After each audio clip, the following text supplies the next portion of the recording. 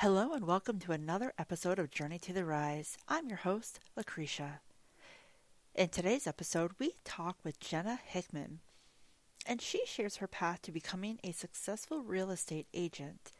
Her path to real estate wasn't a direct one as she explored a career in health and fitness before listening to a call in her heart to change directions. At the time of this interview, she was in the process, along with her entire team, transitioning to a new agency. This change has shown to be the best decision her and her team made collectively. It goes to show that sometimes when we are on the right path, we still have to adjust and change to help us find our way to success. Change can be scary, and we don't always have a team of people to lean on during what can be a tough adjustment. But thankfully for Jenna, she had an incredible team, and they went through it together seamlessly. Jenna is truly as kind and considerate as she seems in this interview. During this conversation, I accidentally say her last name incorrectly, and she is so polite, she didn't even correct me. So let's get started. Please welcome my guest, Jenna Hickman. I am really excited for this guest. You hear about real estate agents all the time, but how do you get into it? Why do you get into it? What is the story? Like, what is the interest and intrigue? And we get to sit down with someone today and find out. And Jenna, I am so thankful that you have joined me today. I'm so happy when you reached out to me and you're like, would you do this? And I was like, absolutely, in a heartbeat. So grateful to be here. So thank you. I want to just kind of kick off, like, where did you grow up? Yeah, so grew up, born and raised in northern Illinois, very small town called Sycamore. So geographically, when people ask, I'm like, oh, Chicago, but not Chicago City, right? 60 miles west of Chicago. So by that point, you're past Chicago suburbs, you're hitting cornfields. So small town, Sycamore, Illinois, born and raised there. Great place to have been That's raised. awesome. And what was your family like? Yeah, like, were you close with your family? Did you have brothers and sisters? Yeah, so I'm the oldest of three girls, my poor father. But we're all super close, and I really find through the years, especially as my sisters and I age, and life just continues on. And now my other sister, one of my sisters is married, almost about to have her second baby. So it's just like I feel like we just get closer and closer as we grow up together, and it's just been so wonderful to see all of our own paths, but to also still be connected, especially even now that we live all in separate states and separate places. I feel like we really are a very bonded family. We have a group chat, we text every day together. Oh, that's awesome. And when you're little, what was your I want to grow up to be? So, everything. I have been on that path of still trying to figure out. I don't even know now if I'm doing what I want to do forever, you know? I never knew. I can't tell you how many career tests I took in college. I grew up, with a very, I guess, standard American family. My mom was a nurse. My dad was a police officer. They were in careers for 30 years. And so as I'm in college and trying to decide a major, it's like, I didn't know what I wanted to be. Some of the tests when I was younger, it was like, I'll never forget, my mom told me I took a test one time that said I should be like a dumpster driver. And then I was like, well, I'm going to be the Walmart shop girl. I'm tired of all these shopping carts being in the parking lot of Walmart. Like, I'm going to be the person that cleans them up. Everything across the board from, then I'd sit and watch CSI crime scene shows. So I'm going to be an FBI agent. I'm going to be on the crime scenes. Then my dad would tell me that I'd be so sad for all the poor people in jail that they have families and I was going to go protect all of them. So I've been all across the board, needless to say. That's awesome. Where did you go to college? So I went to college, just the town over from my hometown at Northern Illinois University. Transferred in there actually my sophomore year. So freshman year I did school in Wisconsin. Okay. And then transferred my sophomore year into NIU. Nice. What was your major? So by junior year, when they pretty much tell you, hey, like we've got to pick a major now, like you're getting through all your gen eds, and so I just went with corporate Oh, communications, very nice. kind of like a business degree, but still would be very broad. So I figured, okay, I don't quite know what I want to do.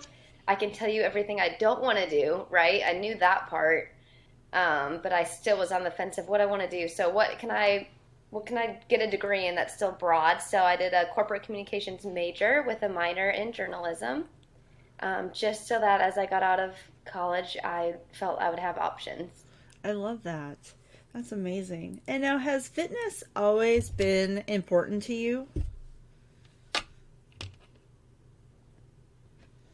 So I think that's one of the things that has like evolved, um, as we just evolve in ourselves. So I grew up very much into sports, soccer, volleyball, all through high school, very athletic. So it wasn't really until college when I realized, oh, I was actually working out, in sports. Like you do the trainings and all of that and practices, and you don't really realize at that time that it's fitness, right? That it's physical activity because I'm there to train, 6 a.m. trainings, after school trainings. I'm doing it for the sport.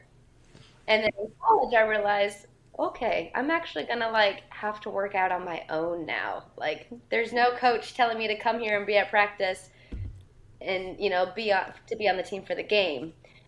So I got into, because of college, just realizing, okay, I need to start doing things on my own. But after college, I moved to Florida, and it was really in my time there that I like really got into fitness, really learning more about fitness and the body and the importance of fitness, not only fitness, but nutrition as well. And that's where my passion really started to bloom, was while I was in Florida. That's awesome. And you've competed in bikini contests, and I know they have like a negative connotation, but when I started researching before we had our conversation, these individuals are working really, really hard at being fit. What drew you into wanting to compete in these? I think a lot of that for me was just the self discipline. So I always tell people looking back now, like, what advice would you give to someone who wants to be a competitor? And I would say, you should probably go watch a show because I did not do Oh that. So I no. got into doing training for a bikini competition, and my first time on stage and in the presence of a competition world was as I was competing in it. So I had no idea what to even expect, what this sport even was. I just kind of did it. So, I would have done that differently now if I could, or if I could advise anyone to actually go like watch the sport and get a feel for what it is. But I was so drawn to that because I'm very competitive with myself, and I think that's in anything I do. So I liked that I was in control. I was working on something for me, and that discipline had to be a reflection of my actions and my everyday discipline and sacrifices involved in the competing world. Wow. Now, how much time goes into training for one of these competitions? So it can be pretty rigorous. A lot of it depends on the starting state of your body. If you have this idea to compete, but have a zero on the fitness level scale, you're gonna want to backtrack several months. Um, if you're pretty dialed in and need to just kind of tweak some things, usually about a minimum of 6 to 8 weeks out from a show Wow. date. But for the majority, especially someone new getting into it, you're gonna want longer time. And I would think this would take a certain level of confidence to compete. What goes on behind the scenes in these events? Yeah, it does. So it's one thing in the training to be in the gym, doing the workouts, doing the daily nutrition, and then you have to put on the bikini and you have to put on the heels. You have to walk in the heels. So that was more my terrifying part to it. It wasn't the physical aspect of working out, going through, the rigorous workouts and strength training and all of that. It wasn't the tracking of food, as challenging as that can be. And, you're sacrificing a lot there to be disciplined. My biggest mental block in this sport was actually I have to walk gracefully in these heels on stage, learn the poses. And that's a whole nother separate category, right? So when it comes to this sport, you can have a great physique, but now you have to show it off and you have to do it in a way that these poses do it and that the judges are looking for to critique Wow. you on. So that was the challenging part. So behind the scenes, you're backstage. My first competition was an all-female event. So you're backstage with all these women and all these other categories. And um, side note on this, you want the right coach to be with you. So I saw women backstage completely dehydrated, hadn't eaten anything. That's not the way my coach advised me. But you see it all across the board back there, just snacking on peanut butter and rice cakes, eating a little bit of like chocolate or sugar before to try and get that pump before going on stage, practicing posing. Um, that's the big part of it, practicing and practicing and practicing posing over and over again. Wow. And it's a full day backstage event. That's absolutely crazy. And how often were you do you do like one a year? Do you still do this? Like how often were you involved? So the first competition I did was spring of 2018. That was a goal, do it one time, right? I really enjoyed it. I really fell in love with it at that time. And after all that work that goes into it, at that show, they were like, okay, there's another show in Jackson, Tennessee in 2 weeks. So I looked at my coach and it was like, well, why would we not do it? Like I've been in prep, let's keep doing it. So I ended up doing three total in 2018 and then took a break. And then it was to figure out from my coach at the time, do we want to continue this? Do we want to not? Because reverse dieting and everything that happens after that is just as important as everything leading up to it. So took some time to reverse diet and just kind of take a break from it all. And then decided, you know what, I got into the sport blindly. I would love to do it one more time. Let me actually have an improvement season, a building season, and then dial it back in and do the same show I did in 2018 and to do it one more time in the 2020 Oh show. no. That was supposed to be spring of 2020. I was training for it, and then the shutdown happened. The show was delayed. Shutdown continues. Show's delayed. Shutdown continues. Show's pushed back to the fall. And at that point, I just decided, I think I'm just going to be done Yeah. with this. So I never did do that show one more time, and I'm okay with that. I would have loved to have seen my improvement in a 2 year time span.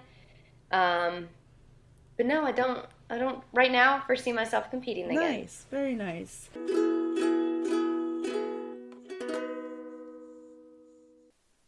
We're going to take a quick break, and when we come back, we'll have more from our guest Jenna, and she talks about heart tugs and what can be possible when we slow down for a moment and listen to our heart and let it guide us.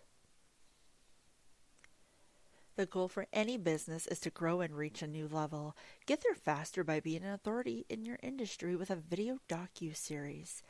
Using video, you can showcase you, your business, your staff, products, services, and most importantly, your why. Building relationships is key, and a high-quality video can give existing and potential clients a way to get to know you. It also allows you to build a connection that results in increased sales. Utilizing video can help customers get to know you on a deeper level, which builds that connection that makes people want to support you and your business. If you would like to know more about how you can enhance your business with video, contact girlbossproductions.com today. Welcome back to Journey to the Rise. We continue our conversation with Jenna, and she talks about the time when she was pursuing a career in fitness and how her curiosity about being in real estate started long before she took the steps to pursue it full time. So you competed in Nashville. You were in Florida. What was the transition for you from Florida to Nashville?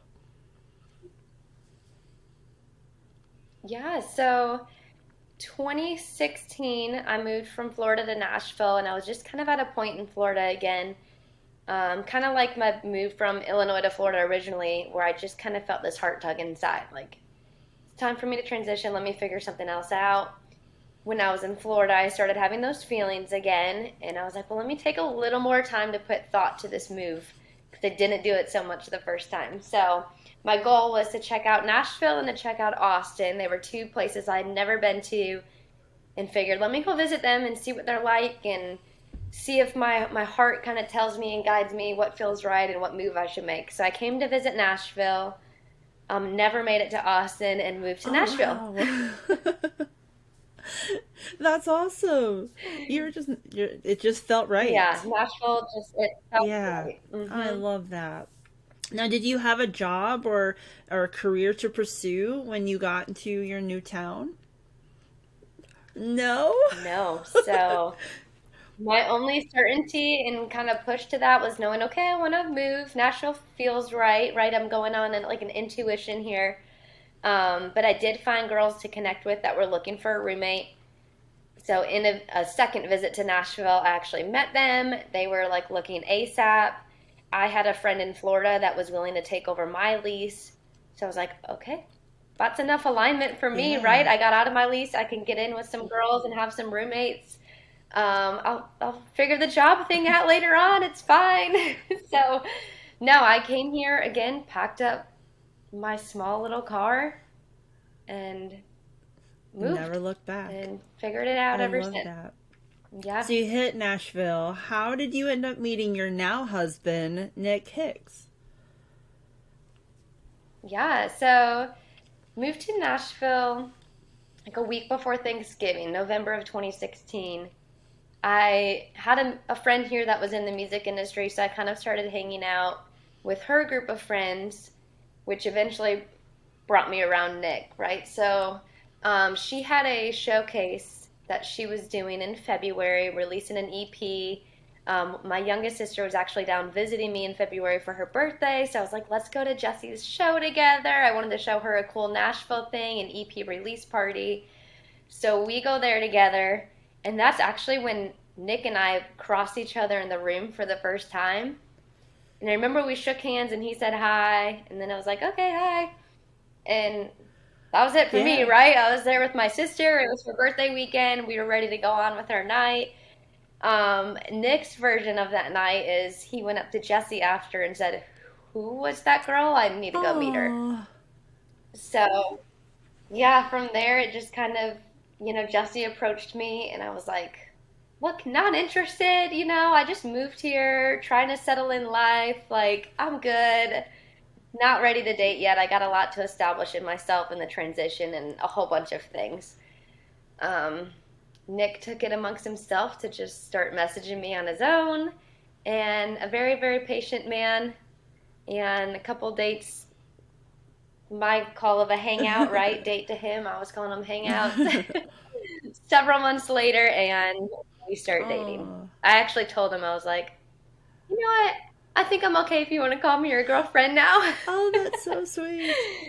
So, yeah, we just met. He does music, so we just met through that mutual group of musicians that we just kind of started hanging out all Now, together with with. him being a musician, was that kind of like a kind of a pushback for you? Did you have any concerns? He didn't make me have concerns. Would I normally in the industry? Yes. I think it's a very hard industry. I think sometimes a lot of the shade you see to it, you got people gone on the road, fangirls, all the things, right? Nick never gave me a reason to worry from day one. Wow. And I think that's kind of what carried us a long way through. I saw his passion for music. I saw how much this was like his work drive. And so I understand, right, with every career, it's a career. That's what his career is. And he never gave me a reason to feel insecure or not trust him. And it's remained that way. So I think he's a special exception to, the norm. Absolutely. Yeah, that's definitely an exception. And there is a level of trust that goes into any relationship, but more so when you have a touring musician. Like, how often is he on? Because he tours quite a bit. So, is he gone a lot? And what was that adjustment for you to realize, oh, my boyfriend's now on the road? Yeah, I think the lucky part to that is that's how we started dating. Of course, now his level has grown and he's grown as an artist, so the time demands with that have grown. But even from the beginning, he was acoustic doing shows. He was trying to he had a good fan base in Wisconsin, so he'd hit Wisconsin several times a year. He was hustling from the beginning. And I myself, was also at that time coming into Nashville without a job. So I started at a restaurant. So I was working weekends. He's gone working nights. And so we just kind of started by never having weekends together and realizing, okay, we may need to make a Monday night together, a Tuesday night together. And that's quote unquote that's our Yeah, weekend. So I think because I didn't have that with him from the beginning, it made it just easy to know like this is what's normal to our that's relationship. awesome. And it looks like a And so now he's been full time with his band and he's gone every single weekend, Thursday through wow. Sunday. That's amazing. And I love that you're supportive of him and his career, and clearly he's supportive of you, of what you pursue. Yeah, and I think that's the whole perfect balance to our relationship. As challenging as it is to both be in an entrepreneurial state now, me, pursuing real estate, him pursuing music, there's no financial security in that, right? We're just taking a lot of risk. But with that, we can support each other. And we really realize, with dreams come a lot of sacrifice and a lot of hard work, but we're both here to be teammates and support the dreams however that looks. So it's very encouraging that we both have each other to lean on and just push each other to the next That's level. amazing. And when did real estate start to grab your interest? So it's funny looking back because in Florida, actually, I met with an agent down there once. Because I transitioned jobs several times in Florida. I went from being an event coordinator to then actually getting personal training certified. So I went from events to fitness, and that's where all that started. But in that time, I actually did meet with an agent down there once and just talked about, what is the day in the life of a real estate agent? What does this entail? So I started to think on it, but then I was also at the time where I was starting to think of leaving Florida. So I was like, well, this doesn't make sense. Why would I get a license or consider a license even in Florida if I'm going to leave because you have to have a state license? So now, full circle, it's funny that, that curiosity was there in me years back, and it really wasn't until 2020, pandemic happening, losing jobs, that I had that moment again like, you know what? Why don't I pursue real estate? We're sitting here, right? We were all at home at that time. I just had another God wink moment of, well, I could do something with my time here right now while we're at home. I could do real estate school. They're doing it all on Zoom, all Yeah, online. So that's actually when I signed up and made value of my time at home. I love that. And what is it about this very stressful process? Because I've heard real estate school is not like, I have a friend who says it's intimidating to him. Trying to work with clients is stressful. You're dealing with like ups and downs of changes that happen when people are trying to buy a house, sell a house. What is, it sounds really, really stressful. What is that of interest for you? Truth be told, it can be very, very, very stressful. So a lot of that is just managing the stresses, but I love the people connection, right? So real estate is not HGTV. Love the shows. I watch them almost every night before bed, but that gives a very false perception of the reality of a real estate career. So there's so much more behind the scenes to it. So when I tell people about it, it is a startup business. Like you would start up any entrepreneur journey, any restaurant, any passion that you have, it's a startup business. And what do businesses need? We need clients. So real estate school, yeah, it's tough. And then, like most schools, you come out of it and you're like, well, shoot, okay, now how do I be an agent? Right. I don't know. So it really takes a lot of one, aligning with the right brokerage. Two, I would encourage finding a mentor to really lead you and not be afraid to like ask for the help and the shadowing and all the learning that you can do.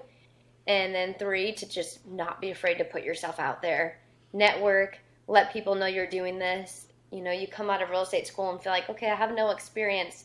How do I sell myself to people? How are they going to trust me with my, if I've never sold a home before, how do they trust me? And a lot of that is because you have a team behind you, right? We've gone through school. You continue to learn from your brokerage and continuing education courses. And so the more you learn and the more you do, the better you become. And I think that, everyone tells you it takes 3 to 5 years to really grow your business. And then eventually, long term goal, have referral business. So you hustle the cold calls, you hustle the for sale by owners, you do every open house you can starting out, you talk to every person you know. And then as time goes on and you get closings and you gain clients, and then you hope that they tell people who tell people, and eventually, ideally, it'll just run itself. But it is hard. It is hard starting Yeah, out. I can't even imagine. And what kind of challenges do you face in this career? I think a lot of it is kind of how you touched on at the beginning. You're dealing with a lot of personalities, right? And someone like myself who is a very empathetic person and I want to serve everyone to the best of my ability, I do have to realize I'm serving them a very, very important job. And so when people are high stress and high emotional, I cannot match that high stress, high emotional. I have to help level them down. So I have to be that coach, that guide, let them know I'm here to do the hard work. I'm here to have the hard conversations. I'm here to take all that stress away from you, um, to obviously get to the end goal and get through to a closing day when from A to Z, everything can happen and everything can blow up and home inspections go wrong and you need contractors and lots to negotiate. But I try and tell my clients, I'm here to do that for you. So there's a lot of fires to put out, a lot of hard conversations to have. And the more you do this and the more I do this, the more I learn the boundaries and how to be a little more emotionally centered, to be that person that people need and to not match the emotions that clients are Yeah, feeling. a lot of boundaries need to be set clearly. And how do you handle impatient Hmm. buyers?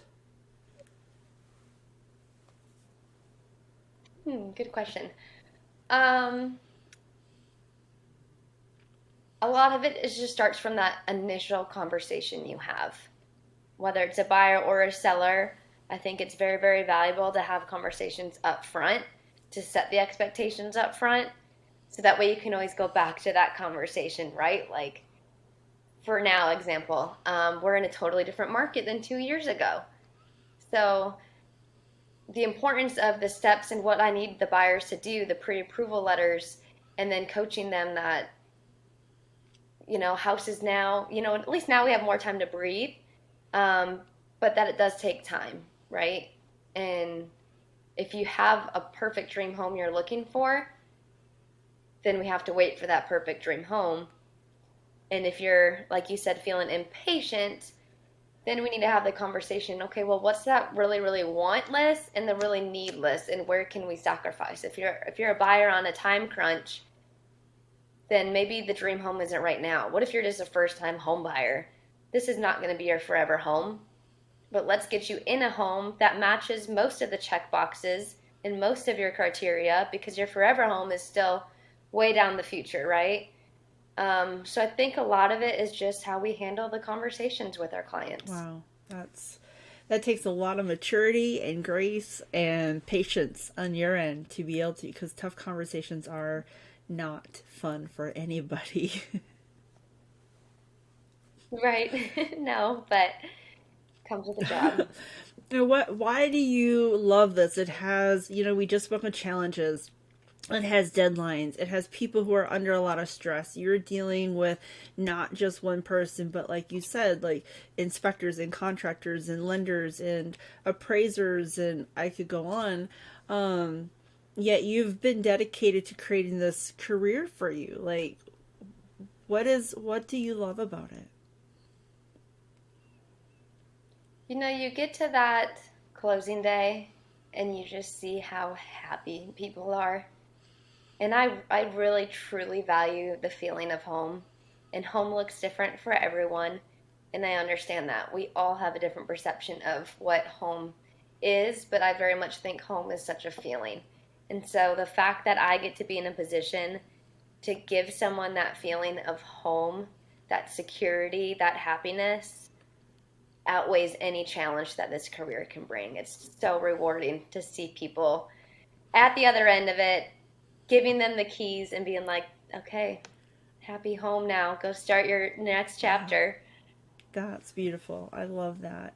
And you belong to an amazing team. And recently, as a team, you shifted to a different agency. Can we talk about your team and what makes them so great to you? Yeah, so my team is my family. They are my friends, they're my work partners, they are every support system I have. And kind of how I mentioned at the beginning, when you get into real estate as a new agent, you need to find that circle to lean on and the people that are going to help you grow. And I could not be more blessed and more grateful for the team that I fell into. And yes, you touched on, we just switched brokerages, but we all switched together. And so that just shows how tight we are, how much we support each other, how much we enjoy working together. And when you have that collaboration, collectively, it just makes full circle everything great. Sometimes it feels like we're not even working together because we just enjoy each other that much. But it's really nice to have them to lean on. We talk every day. We do Zoom calls with each other. We all talk out our challenges, how we can grow, how we need to grow our business, accountability with each other. So everything from the hard stuff to the fun stuff. It's so amazing to have the team and the people that I get to work That's with. awesome. I love that. And I think the agency, I mean, clearly I don't know, but it seems that an agency that a real estate agent works for makes a really big difference in the potential of success. How does one go about finding an agency? Like, are there signs to look for to realize they need to make a change? Like, you all, clearly there was something that wasn't fitting right. This other place was fitting right. Like, if someone's getting started, what should they look for? And if they are in an agency, what what would maybe cause them to say, "Oh, maybe I could be more successful somewhere else"? Yeah, I'd say it really starts up looking at the overall culture of a brokerage. What do they do to give back to their agents, to be involved with their agents, or are they not involved in their agents?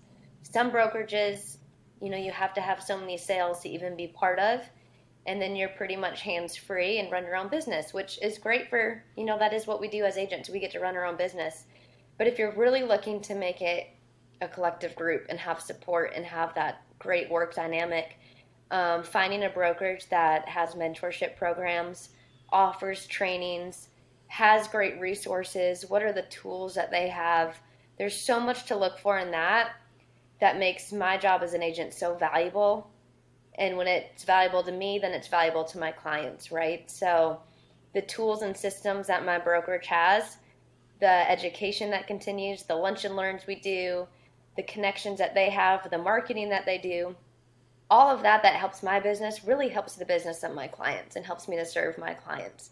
So I think finding that perfect alignment between help and support and then the tools that are out there, you need all of it full circle really to find, in my opinion, the best brokerage that's for Yeah, you. that's awesome. And there's a lot of real estate agents out there. What is it about you that you feel stands out from others? I feel like kind of how I touched on before, just my care for the process. I know this is a huge, huge, huge, it's probably one of the biggest financial purchases you're going to make in your life. So if you're buying, you're a first time home buyer, especially, I know that that's so scary, and there's a lot of education that goes on with that. So I bring a lot of passion to me as far as being an educator to people, providing resources. I'm not someone that's going to come in and just be like, thanks for the transaction, paycheck, see you later. Like, I value so much the relationships that I build with my clients because it's going to go beyond the closing day, right? Like, I'm sending you a Christmas card. I want to check in on you. I want to see if you have family and friends that I can help. Like, I value the relationships, and I think that's what people are going to see with me. I'm a big communicator, so I never want anything to be questioned. So I can easily put myself in a client's shoes and be like, okay, are they wondering why I haven't reached out in the past week? I'm going to touch base with you weekly or monthly, just depending on where we're at in the process and how far out. But I think my communication, my passion, and my just overall understanding that this is a journey of trust and that someone's putting their trust in me means a lot. And I'm going to give that right back and go above and beyond to make sure that they have everything that they need, everything to have an enjoyable experience. So by the time it's all said and done, they are positively talking about me and how happy they are, and any stress that might have happened along the way, I'm going to take that on so they don't feel like it was as stressful as a process as maybe it was on the back Nice. end. I love that. And what are your hopes for you in this field? So my hopes, always to continue to grow. I'm 2.5 years into this. I'm starting to see clients kind of reach back out or share me to people they know, and that is the most rewarding feeling. So I want to get, that referral business. I want to be that person that people think of. And then also, just with myself and my team, we really want to start marketing more to our community. Obviously, we're in Nashville, so it's a really, really desirable place. We got people relocating here. So we kind of want to be that welcoming committee, right? People move into Nashville. How do we welcome them to Nashville? How do we explain the areas of Nashville? So just really want to be that person that people can lean on. And then when the home part happens, it happens. But I want to be that person that's top of mind to people, that they feel is a valuable resource, that they feel confident in sharing me to their friends and family. So I really now want to work on growing my brand and really put myself out there more than I have thus far in my Wow, career. big goals. And you mentioned you live in Nashville, which is Middle Tennessee, and that area is growing and growing, and the cost of living is going up. Like, it's ridiculous when I look at rent prices there. What shifts are you noticing with buyers and sellers at this time in the market? Yeah, so you nailed it. People are moving here, but rent prices are also drastically skyrocketing. So I think there's a lot of value in building that education and rapport with renters to help see, what you're paying in a monthly rent. Could you possibly buy? Because then what's the negative side of down to buying, right? Nothing. You are gaining equity. You are putting money back into your pocket because if you're going to pay that same monthly rate in a rent, why not put it into a mortgage, right? Where you're actually gaining equity, where a rent, you're gaining 0% equity as long as you're renting. Um, so we are overall the market here. We're seeing a level, but it's also not slowing down. So we're at longer days on market than 2020, 2021, but that doesn't mean that our market is slowing down by any means. We have so much growth coming here, so many businesses coming here. All of the areas around Nashville just keep expanding. The suburbs keep growing. So it's a really, really great spot to be in real estate as an agent and, as an investor, as a buyer, as a homeowner, as a seller even. It's a really valuable spot, I think, to make that financial decision and investment into real Yeah, estate. absolutely. And and how do you keep up your energy? Like, you're very transparent and honest about the fact that you're working two full-time jobs, you're building a career, your fitness is a priority, you're managing your connections, your friends, family, your husband who's also growing his career. Like, are you just magically organized and excel at time management, or how do you do it all? Oh gosh, not perfectly. I'll tell you that, not perfectly. It's a lot of sacrifice in the stage right now that my husband and I are both on. We touched that. We are both entrepreneurs, pursuing real estate, pursuing music. But yes, I also have a full-time serving job because we need some sort of consistency coming in because in the music grind especially, that's a lot of money going out. It's a lot of investing and investing into a business. So I have to keep the serving job so we have some sort of stability. while I grow real estate, while he grows music. So it is full time running on both ends, and I will say I probably don't do it flawlessly, but thank you for thank you for the kind words. But it's really just being very intentional with time. There are a lot of sacrifices. I'm so lucky that my real estate team is such an awesome circle group for me because beyond them, I really don't have time to be building other friendships. I'm building connections for networking and stuff, but just on a regular social basis. I'm not down on Broadway on the weekends. I'm not out at dinners. I'm working one job or another. And then I just have to be very, very intentional to make sure I take some me time through the week and make sure Nick and I have consistently our date night one night a week together because that's so important to keep just the engine going and the motivation going and to keep us I grounded. love that. Yeah, and you're right. It is about making time for the priorities of the self-care, of time with your partner in life, because if you don't, then that's where it starts to fall apart at the seams. And I just have so much respect that you're like, nope, this is the priority. This is what we're doing. Well, and every day we tell ourselves it's just a season, right? Eventually, real estate will grow, music will grow. I'll be able to get out of the serving job. So the more we try and remind ourselves it's just a season, and with every hard season, there's a really great success story on the other side of that. So, as hard as things can be, no matter what, I'm going through or anyone out there is going through, whatever hard thing you're going through, if you are consistent at working on it every single day, being aware of yourself, being aware of the boundaries, being aware of where you put your time and work energy into, you're going to get to the other side, right? You just have to.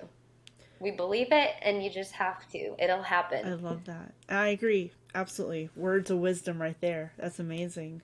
And what are your goals for this upcoming year?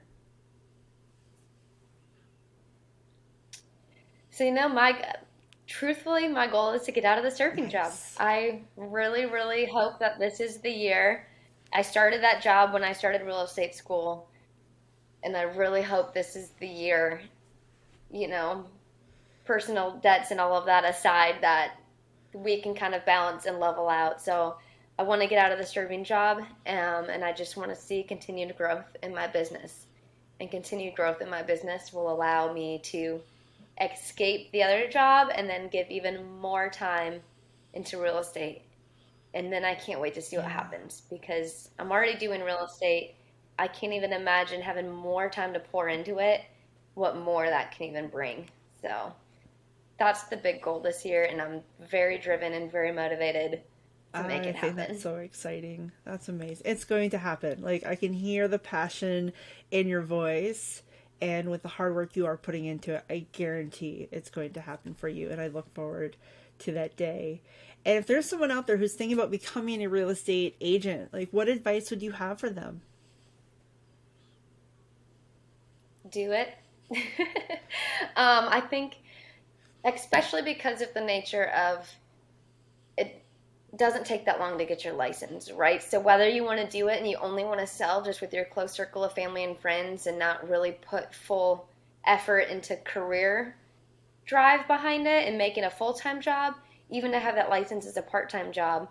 But if you can really make a full-on career out of it, and I think the beautiful thing that can come with that then is eventually time flexibility to pursue your other passions. Because I think we all have other passions in life deep down inside of us. So real estate, I think, is a very, very great driving tool for that. So if you're thinking about it, anyone can talk to me. I'm happy to answer questions. Is it a hard career? Yes. Do you have to be willing to sacrifice up front? Yes. Do you have to be willing to make cold calls and have conversations you don't want to do? You bet. Um, but I think those that stick with it and really, really put in the effort behind the scenes, there's a lot of great that can come out of a career in real I estate. love that. And I agree. If you have a job that you don't love, why not pursue something that could be very beneficial to you personally and professionally? Like, every job's going to have things we don't like about it. But if it leads to something greater, why not put in the time? Right. And there's people out there that have their careers And I love them. I love that they were so gifted in their passions. And then there's people like me that are like, look, corporate world is not for me. Yeah, So I'm going to pour all my energy into my own time rather than climbing the ladder for someone else's time. So that's kind of my perception and looking at it is I can work for someone else and climb a ladder, but then it still raises them up, or I can try and climb my own ladder and build it for I myself. love that. That's beautiful. And if someone wants to know more about the home buying or selling experience, they want to connect with you, how can they find you? Yeah, so biggest social outlet is Instagram, Jenna Hickman underscore realtor on Instagram. I try and keep that, personal and real estate balance. So it's not all just a real estate page, but I try and provide value in that. Um, Phone number 941-302-8134. It's my personal number. It's a Florida number, so I know it's not a local national number, but that is my personal number. Happy to share it. And then email Jenna Hickman Realtor at Awesome. And gmail.com. I'll get all that in the show notes. You are hustling and a bustling and making amazing things happen for you in your personal life and professional life. And I know you're so busy. So getting a chance to sit down with you is such an honor. And I'm so grateful. And I'm looking forward to seeing where you take your career and where things go for you. Thank you so much. It was so great to catch Yeah, up, and thank you for having me of on your course. show. Thank you. that's it with Jenna Hickman. Next week, we talk with Paul Moore. He went from a successful career managing a well known garden center in Nashville to a successful career as a garden landscape photographer. And now he is highly sought after for his knowledge of plants, specifically moss. Again, I got so interested in just the photography again by hiking that I got really into nature photography. And so in 1988, I went to the Crested Butte, Colorado Nature Photography Workshop, where all my heroes, all my mentors were teaching this weekend long class in the mountains of Colorado. And it was one summer, and I went out there, and of course, what people don't realize, the summer out there is really their spring when all the wildflowers are blooming. Well, I hadn't seen really many wildflowers blooming when I was in the garden center business because that was in the spring when I couldn't leave. Hey, thanks for listening to Journey to the Rise. Please do follow us on your podcast app so you have the latest episode downloaded. We would love to have you follow us along on Instagram. Our account is at Journey to the Rise Podcast. This episode is researched, produced, and edited by Girl Boss Productions. And please remember to be kind to yourself. When you are kind to you, it makes it easier to be kind to others.